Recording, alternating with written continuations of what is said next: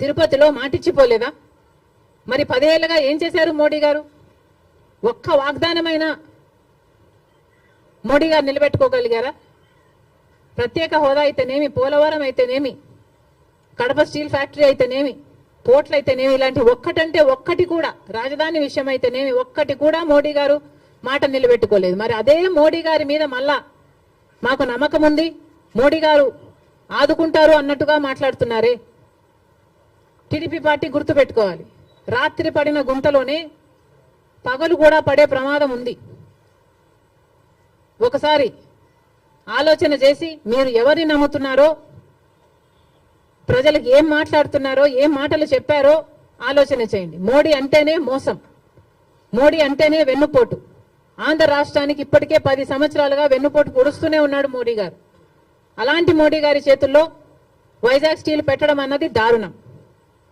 జగన్మోహన్ రెడ్డి గారు 5 సంవత్సరాలు ముఖ్యమంత్రిగా ఉండి కూడా రాజశేఖర్ రెడ్డి గారికి అంత ఇష్టమైన ప్రాజెక్ట్ అది అని తెలిసి కూడా రాజశేఖర్ రెడ్డి గారు వైజాగ్ స్టీల్స్ కోసం, క్యాప్టివ్ మైన్ కోసం ప్రయత్నించడమే కాకుండా, ఆర్థికంగా ఆదుకోవడమే కాకుండా, రాజశేఖర్ రెడ్డి గారు అంతా వైజాగ్ స్టీల్ కోసం చేస్తే ముఖ్యమంత్రిగా ఉండి కూడా జగన్మోహన్ రెడ్డి గారు ఒక్క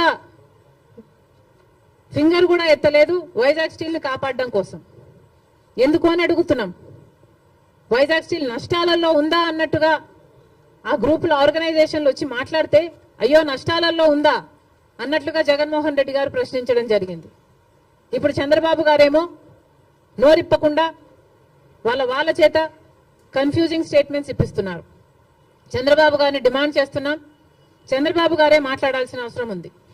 చంద్రబాబు గారే ఢిల్లీలో మీడియా కాన్ఫరెన్స్ పెట్టి, ఢిల్లీ పెద్దలు కూటమి అందరూ కలిసి వైజాగ్ స్టీల్ ప్రైవేటైజ్ చేయబోము అన్న కాన్ఫిడెన్స్ అన్న మాట ఆంధ్ర రాష్ట్ర ప్రజలకు చంద్రబాబు గారు చెప్పాల్సిన అవసరం ఉంది. ఇవన్నీ ఒక ఎత్తు అయితే, ఈరోజు రాజశేఖర రెడ్డి గారు ఉమ్మడి ఆంధ్ర రాష్ట్ర నాయకుడిగా 2 సార్లు గెలిచిన నాయకుడు. అలాంటి నాయకుడికి రాజకీయాలు ఆపాదిస్తూ, గెలుపు ఓటములను ఆపాదిస్తూ ఈరోజు రాజశేఖర రెడ్డి గారి విగ్రహాలను ధ్వంసం చేస్తున్నారు టీడీపీ గూండాలు. ఇది ఎక్కడి న్యాయమని అడుగుతున్నాం. రాజశేఖర రెడ్డి గారు మన రాష్ట్రం కోసం ఎన్నో అద్భుతమైన పథకాలు చేయడం నిజం కాదా?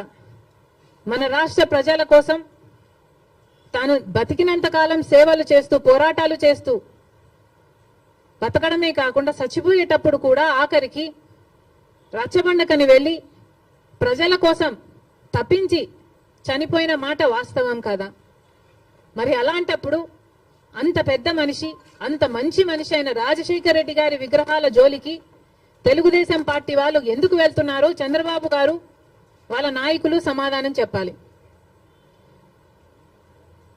రాజశేఖర రెడ్డి గారు ఏదో వైసీపీ నాయకుడు అన్నట్టుగా వ్యవహరించడం జరుగుతుంది.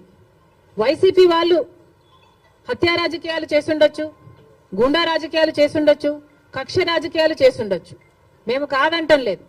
కానీ దానికి రాజశేఖర రెడ్డి గారికి ఏమిటి సంబంధం అని అడుగుతున్నాం. వైఎస్ఆర్ సిపి అంటే యువజన శ్రామిక రైతు party, YS Rajasekhara Reddy party కాదది.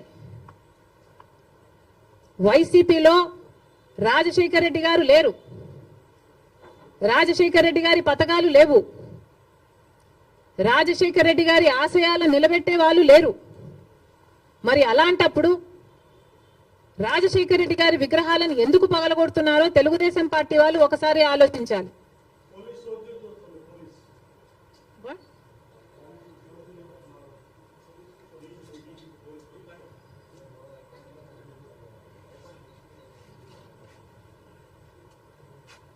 రాజశేఖర రెడ్డి గారిని, ఆయన ఆశయాలని నిలబెట్టే వాళ్ళే అయితే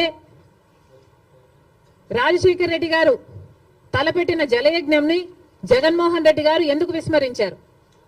రాజశేఖర రెడ్డి గారు తన ప్రాణం కంటే ఎక్కువ నేను ఇందుకోసమే పుట్టాను, జలయజ్ఞం కోసమే పుట్టాను అని రాజశేఖర రెడ్డి గారు అంతగా జలయజ్ఞం కోసం తప్పిస్తే జగన్మోహన్ రెడ్డి గారు 6 నెలల్లో జలయజ్ఞం మొత్తం పూర్తి చేస్తానన్న జగన్మోహన్ రెడ్డి గారు